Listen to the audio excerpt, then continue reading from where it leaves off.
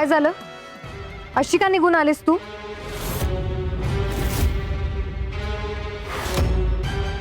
कुठं काय? हे बघ, नाटक करू नकोस हा. मी बोलत होते ना तुझ्याशी. मग अशी का निघून आलीस तू? का आली म्हणजे? मी सांगितलं ना, मला मला झुरळाची भीती वाटते म्हणून आली मी.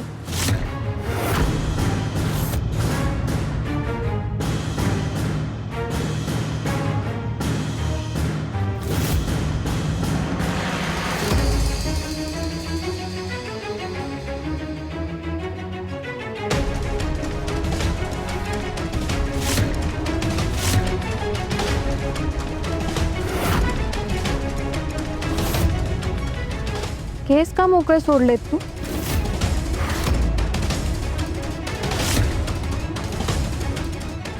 बोल की, आता का गप्प बसलीयस? खरं खरं सांग, नक्की काय चाललंय तुझं?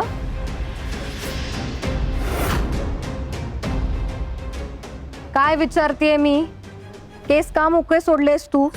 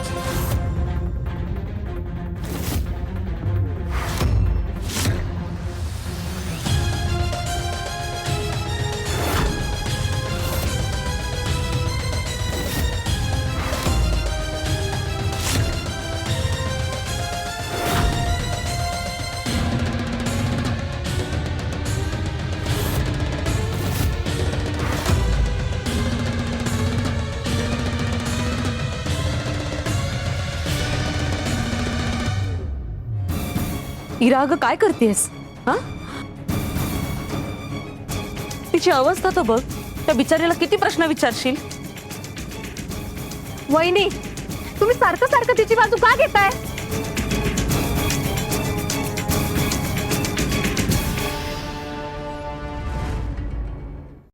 त्याचं कसं आहे ना इरा, धैर्य भाऊजींनी सावीची जबाबदारी आमच्यावर दिली. तिची काळजी घेणं हे आमचं कर्तव्य आहे. आणि म्हणून आम्ही तिची बाजू घेतो. कळलं?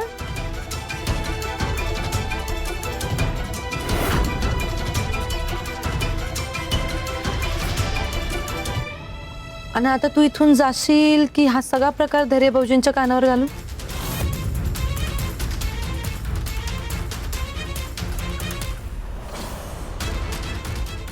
जातेस ना?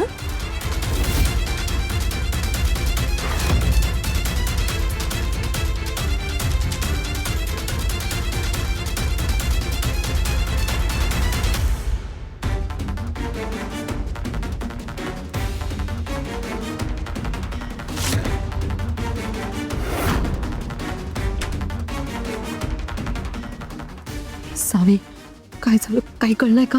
नाही ना वहिनी. मी रूम मध्ये यायच्या आधीच दामिनी मॅडमनी फोन ठेवला. त्यांच्या डोक्यात काय चाललंय मला काहीच कळलं नाही. आता सुधाकर काका धैर्यांना भेटले पाहिजेत, तेवढीच एक आशा आहे.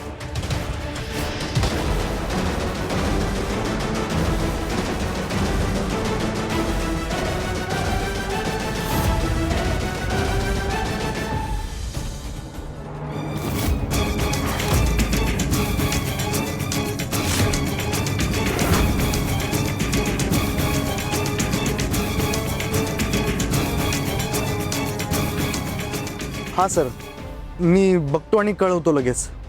हां. इन्स्पेक्टर साहेब, तुम्ही फोन करून सांगितलं की सुधाकर काकांचा मोबाईल सापडलाय. सुधाकर काका सापडलेत का?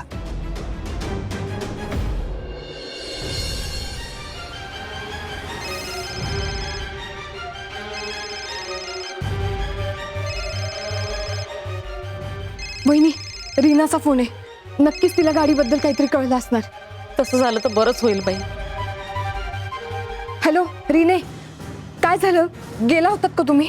काय कळलं का त्या गाडीबद्दल? कुणाच्या गाड्यात काय? साव्या ग, काहीतरी गडबड आहे. काय गडबड? कसली गडबड? हे बघ, तू दिलेल्या चारही माणसांची माहिती आम्ही काढली. ते चारही माणसं आहेत ना, सरकारी अधिकारी आहेत आणि लई मोठ्या पोस्टवरती काम करतात. त्यामुळे ते हे सगळं असलं काहीतरी करणं शक्यच नाही आहे ग. आणि तू ज्या नंबरच्या गाड्या सांगितल्या होत्या ना, त्या सुद्धा त्यांच्याकडे आहेत. खरं पण त्यांचं मॉडेल काहीतरी वेगळं आहे.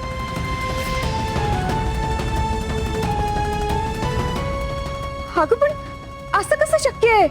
सुधाकर काकांनी चुकीचा नंबर दिला नसेल ना? साव्या ग, एवढी शोधाशोध करून सुद्धा यांना काहीच फायदा झालेला नाही. मला काही कळतच नाही आता. रीने, मी तुला नंतर फोन करते. बरं ठीक आहे. काय चाललंय सगळं? मला मला काहीच कळत नाहीये.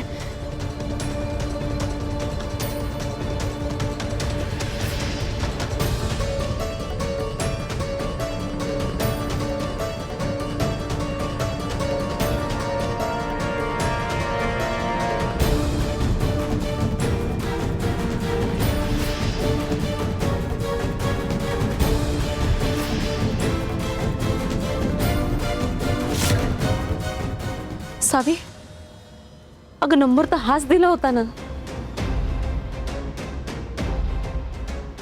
नाही वहिनी, आपण दामिनी मॅडमला खूप हलक्यात घेतले. मला माहिती आहे. नक्कीच दामिनी मॅडमने त्या गाडीची नंबर प्लेट बदलली असणार.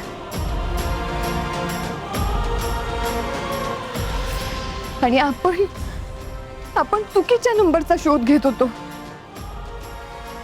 दामिनी मॅडमच्या विरोधात पुरावा मिळवणं खूप अवघड आहे.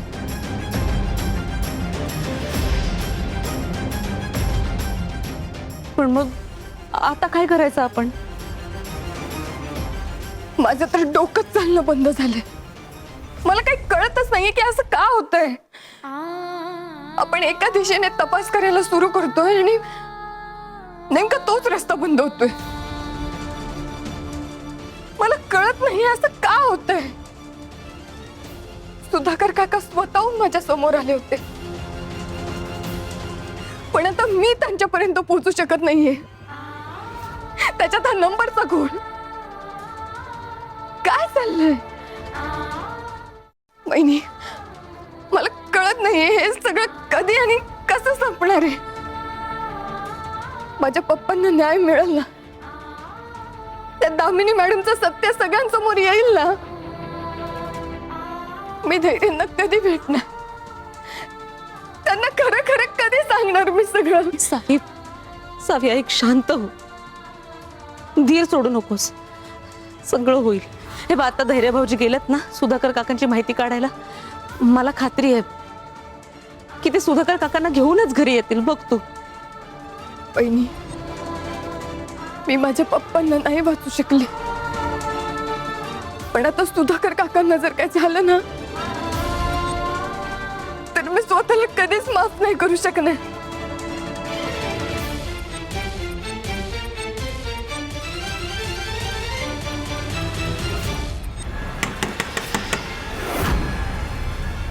कोण आहे? ताई, मी आहे, नीता.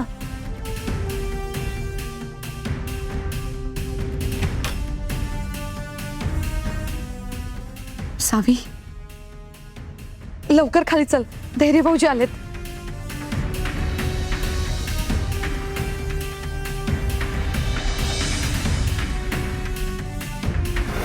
धैर्य नक्कीच सुधाकर काकांना घेऊन आले असतील.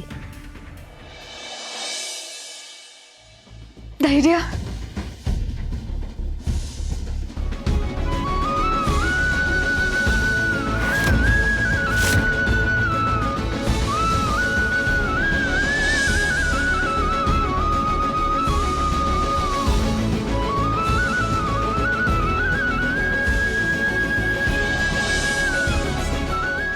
धैर्य, तुम्ही आलात. सुधाकर काका कुठे आहेत?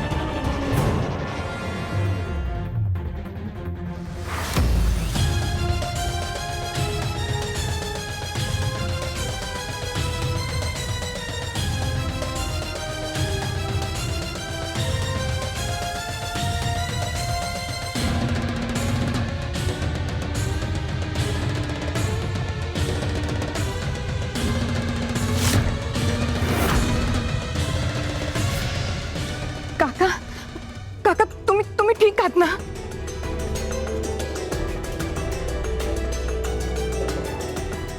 तुम्हाला काही झालं नाही ना?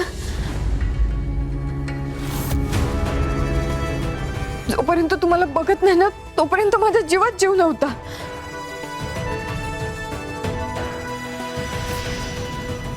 तुम्ही कसे असाल, कुठे असाल काहीच कळत नव्हतं. मला खूप काळजी वाटत होती हो तुमची. सावी, मी अगदी व्यवस्थित. नको इतकी काळजी करू. काका सावी, तुला सगळं आठवतंय?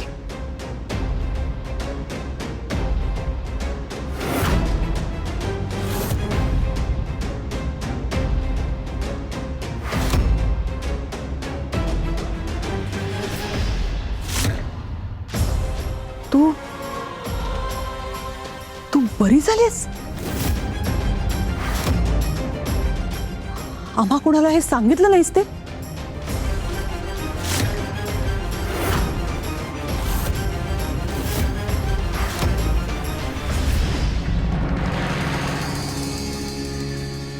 कारण आम्हाला तुझं खरं रूप सगळ्यांसमोर आणायचं होतं.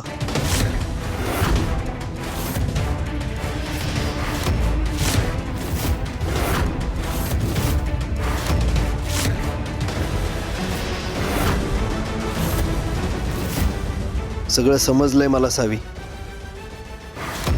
सुधाकर काकांनी सगळं सांगितलं मला.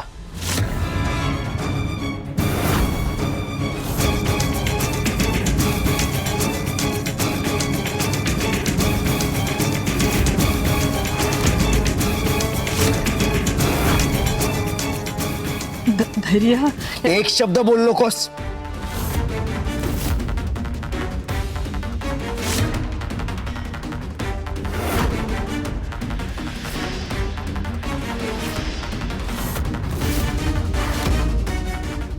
सगळं कळलंय मला.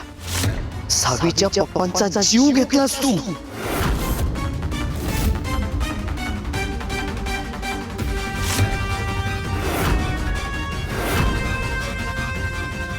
फक्त तुझ्यामुळे माझ्या सावीची अशी अवस्था झाली होती.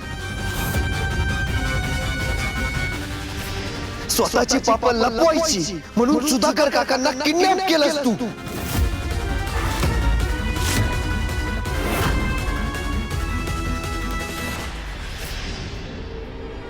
तुझ्याकडनं ही अपेक्षा नव्हती आई. धैर्य, तोंड सांभाळून बोल. आईशी बोलतोयस. अरे ही कसली आई? अशी आई असते का कुठं?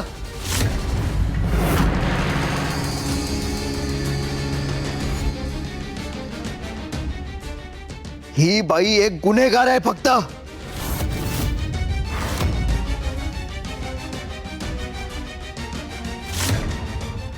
स्वतःला आई म्हणून घ्यायची सुद्धा लाज वाटली पाहिजे हिला.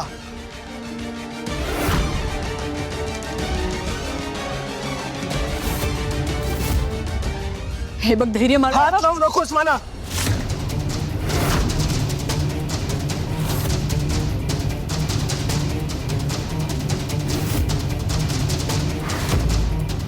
आणि काही ऐकून घ्यायचं नाहीये मला. तू असं काही वागशील असं वाटलं नव्हतं मला.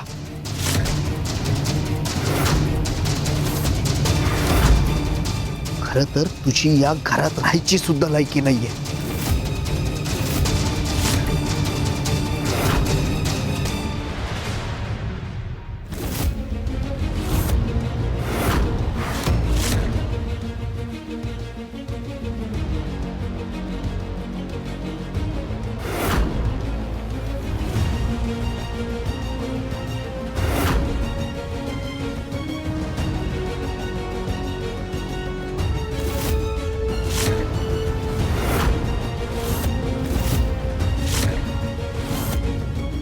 आत्ताच्या आत्ता बाहेर निघ या घरात ना.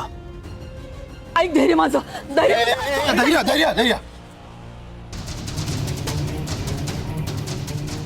आईचा हात सोड.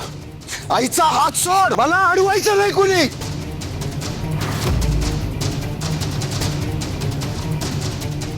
ह्या बाईला तिच्या गुन्ह्यांची शिक्षा भोगायलाच लागणार.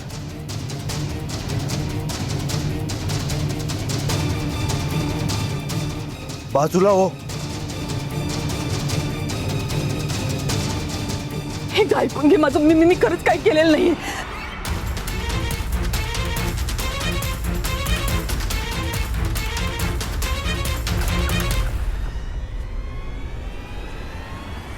इन्स्पेक्टर साहेब, अटक करा या बाईला.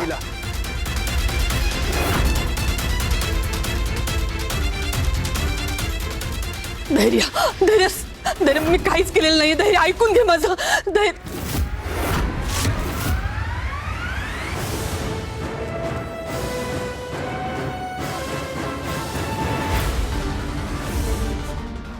सावी,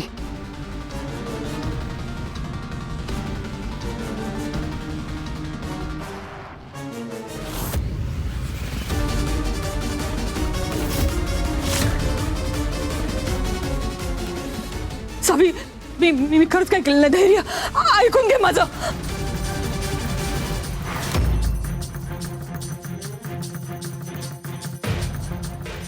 धैर्य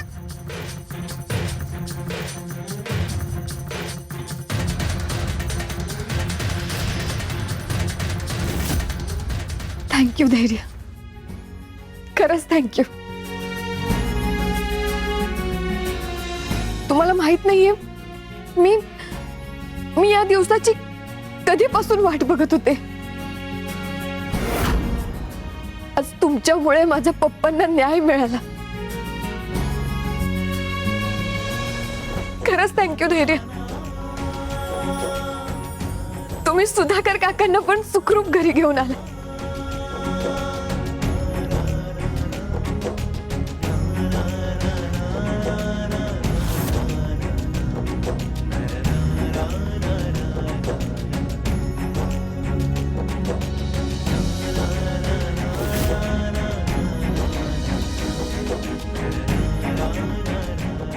सावी, काय झालं? सुधाकर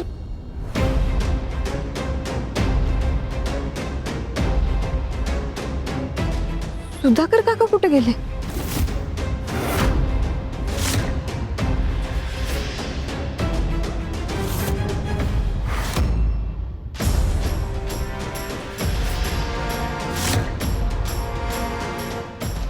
सुधाकर काका तुला कसं माहित?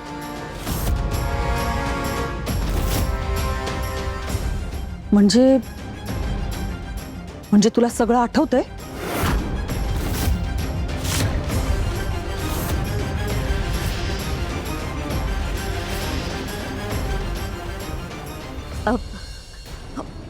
अहो आई, नाही, ते सुधाकर काकांची बायको आली होती तेव्हा सावी समोरच होती ना त्यांच्या. हो आणि त्यात पोलिसांचा फोन सुद्धा तिच्या समोर आला होता ना.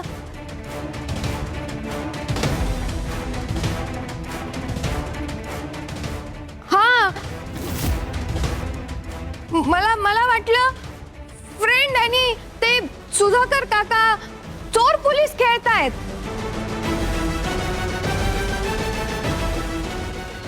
आणि फ्रेंड त्यांना घेऊन आला असेल. फ्रेंड, तू त्यांना घेऊन आला.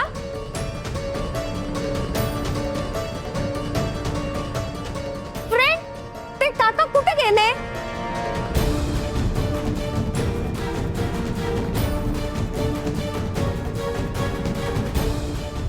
सावी ते नाही सापडले.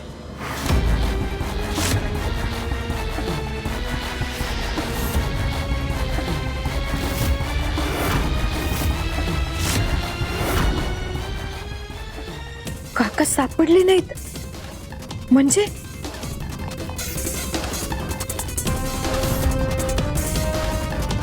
दामिनी मॅडम इतक्या रिलॅक्स दिसत आहेत, म्हणजे त्यांनीच सुधाकर काकांना काहीतरी केलंय.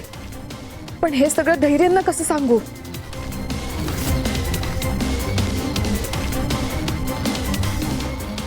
धैर्य, सुधाकरचा नंबर ट्रेस झाला होता म्हणून तुला बोलवलं होतं ना.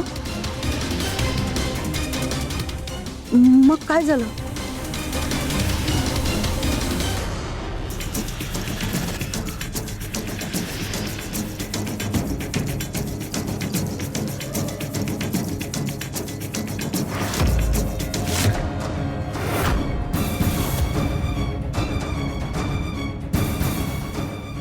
धैर्य असा का बघतोय माझ्याकडे? पण त्यांचा मोबाईल मात्र सापडलाय. कदाचित त्यातून आपल्याला महत्वाची माहिती मिळू शकते. कुठे आहे तो मोबाईल? चौधरी,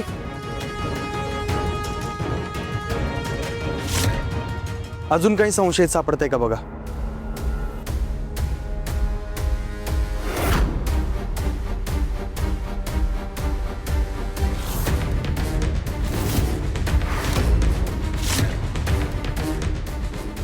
तू काय समजलंयस मला? 2 खून पचवलेत मी. तुझ्या त्या मित्राला, मधुसूदनला 2दा आयुष्यातनं उठवले मी.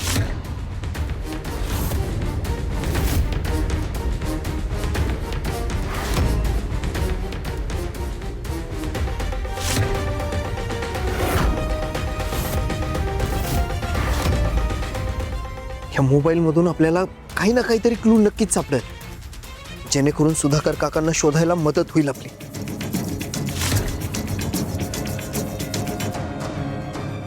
नाही सापडले सुधाकर काका, पण त्यांचा फोन सापडलाय.